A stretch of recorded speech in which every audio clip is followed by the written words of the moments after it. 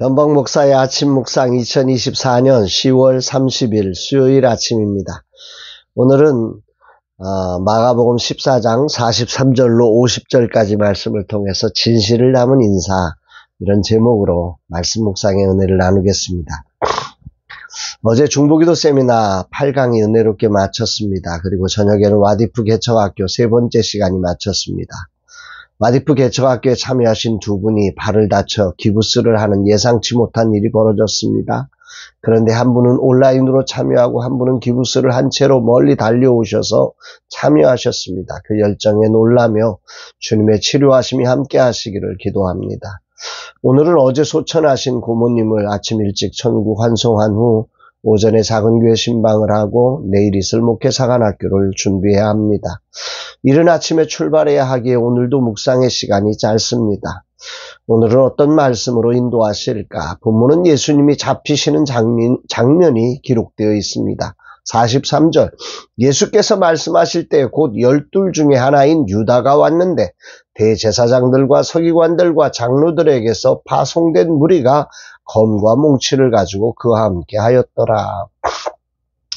가룟 유다가 대제사장, 서기관, 장로들에게서 파송된, 그러니까 예수님을 잡기 위해서 정말 그 당시에 주역인 모든 사람들이 다 동원되었던 거죠. 사실은 그들이 연합해서 가룟 유다를 이제 연합해 가지고 예수님을 잡으려고 이제 힘 있는 사람들을 보낸 거죠. 파송된 무리가 검과 몽둥이를 가지고 이제 가룟 유다와 함께 예수님 앞에 왔다는 것입니다. 그리고는 이 가룟 유다가 그들과 어떻게 이 장면을 연출했냐면 44절 45절에 이렇게 말씀하고 있어요. 예수를 파는 자가 이미 그들과 군호를 짜 이르되 내가 입맞추는 자가 그이니 그를 잡아 단단히 끌어가라 하였는지라. 이에 와서 곧 예수께 나와 랍비여 하고 입을 맞추니, 자기 스승과의 입맞춤을 배신의 사인으로 삼은 것입니다.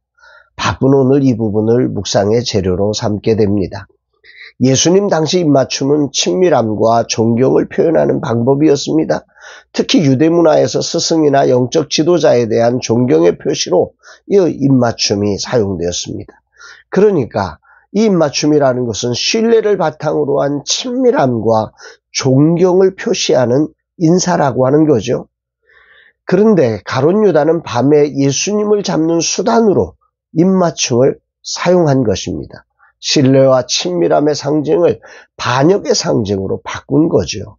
왜 이렇게 되었을까? 가룟 유다는 예수 그리스도가 누구신지 정확히 알지 못했기에 자신의 욕망을 이루어가는 수단으로 예수 그리스도를 이용했기 때문에 그 주인 되신 예수님이 수단이 되어서 가룟 유다의 비유를 맞추지 않으니 실망해서 이렇게 예수님을 팔기 위해 신뢰와 친밀함의 상징을 배신의 도구로 바꾸는 너무도 엄청난 일을 행하는 자가 된 것입니다. 그러나 예수님께서는 그런 신뢰와 친밀함이 아닌 배신의 도구로 전락한 가룟 유다의 입맞춤을 외면하지 않으셨습니다. 저같이 몰라서 그런 게 아니죠. 다 알고 있어요. 그럼에도 예수님은 이런 가룟 유다의 입맞춤을 허용하시고 그들의 의도대로 무리에 붙잡혀 가십니다. 더 나아가서 칼을 들어 저항하는 제자들이 있었지만 주님은 그렇게 된 것이 성경을 이루는 것이라고 하면서 묵묵히 그들에게 붙잡히십니다. 그리고 오늘 본문은 이렇게 마무리를 하죠. 50절에 제자들이 다 예수를 버리고 도망하니라. 칼을 들었던 제자도 이제 붙잡히고 나니 그 모든 것이 수포로 돌아간 걸 알고 실망해서 다 도망간 것입니다. 오늘 주님은 제게 뭘 말씀하시는 것일까? 제자의 배신을 묵묵히 받아주시는 주님의 모습이 오늘 매우 큰 울림으로 저에게 다가옵니다. 예수님은 저와 다르신 분이시잖아요. 제자가 다가와 입맞춤을 할 때 그가 어떤 의도로 입맞춤을 하는지 너무 잘 아시잖아요. 그런데 예수님께서 그 제자의 입맞춤을 허용하십니다. 왜 그러셨을까? 왜 그러셨을까? 그런 제자를 끝까지 용서하며 사랑으로 받아주시는 거예요. 또한 그 과정에서 하나님의 뜻을 이루기 위한 순종으로 그 자리를 묵묵히 걸어내시는 거죠.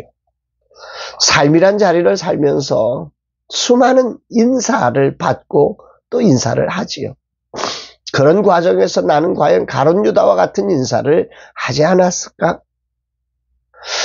물론 가룟 유다처럼 하진 않았지요. 그러나 신뢰와 존경이 빠진 형식적 인사로 살았던 순간이 얼마나 많았을까 돌아보게 되는 아침입니다. 진실이 빠진 형식은 얼마든지 무서운 결과로 사단에 의해 변질될 수 있음을 이 아침 묵상하면서 오늘이라는 시간 가벼운 입맞춤에 신뢰와 존경과 사랑이 담겨지도록 하는 하루의 삶 되기를 다짐해 봅니다.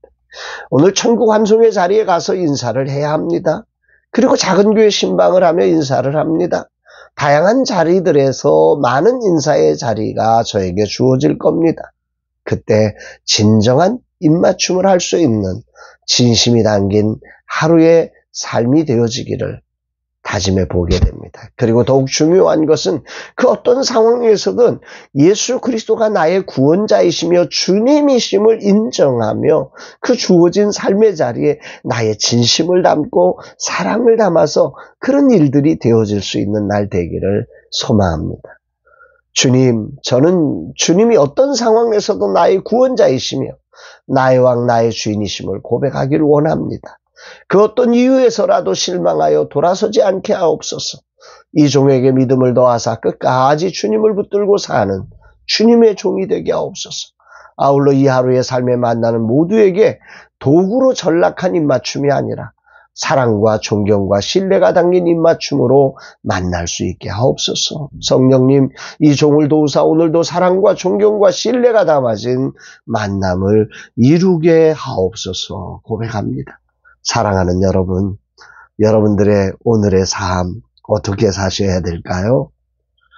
많은 실망과 상처들이 우리의 가슴을 이렇게 쪼개고 나면 소중한 만남의 자리도 형식적으로 변하고 사랑이 담기지 않은, 진심이 담기지 않은 그런 인사가 난무한 형식적인 관계의 삶이 우리의 삶을 지배하게 되어집니다. 오늘 여러분의 삶은 어떠십니까? 주님이 노크하시는 거죠. 너의 만남은, 너의 인사는 오늘 사랑이 담겨있니? 너의 진심이 담겨있니? 묻고 계신 주님의 물음 앞에 우리의 삶의 자리를 다시 한번 이렇게 되짚으면서 오늘 하루 사랑이 담긴 만남, 진심이 건네지는 그런 인사와 만남이 되는 우리 주님이 계시니까, 저 사람은 나를 다 이해하지 못하지만 주님이 알고 계시니까 그 진심을 담아낼 수 있는 저와 여러분들이 되시기를 주의 이름으로 축복합니다. 사랑합니다, 여러분.